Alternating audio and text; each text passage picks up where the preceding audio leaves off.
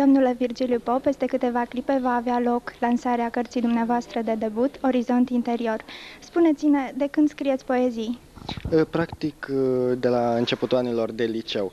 De fapt, cartea Orizont Interior, volumul meu de debut, este rodul acestor 4 ani de liceu, pe care i-am petrecut în mare parte la Miercurea Ciuc, iar din clasa a 11-a sunt la Timișoara. Creațiile dumneavoastră au mai fost publicate? Da.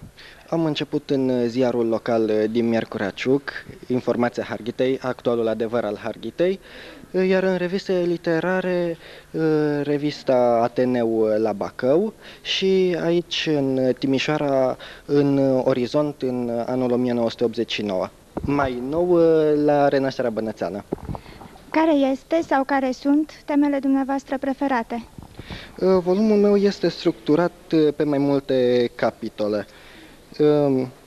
Prima parte este poezie religioasă sub titlul Credo, apoi adnotări la Odiseea, apoi câteva poezii dacice, Sic Cogito și Moldavia Cristiană, despre Basarabia, ultima. Da, dar temele dumneavoastră preferate, tema dumneavoastră preferată? Religia, patria și dragostea. Aveți afinități sau mentori în literatura română, literatura universală? Din literatura română Eminescu și Blaga, iar din literatura universală Jorge Luis Borges.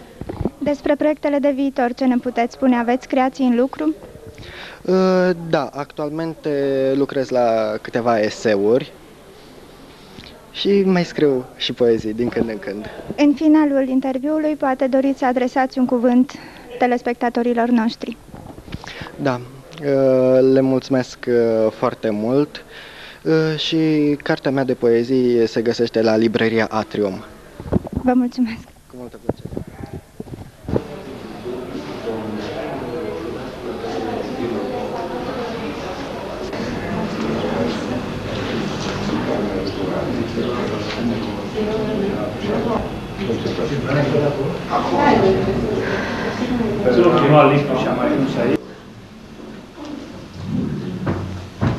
Ca o declarație, poate.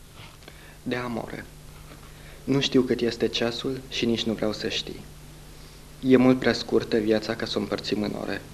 E poate miez de noapte sau poate zor de zi. Doar inimile noastre sunt unduiri sonore.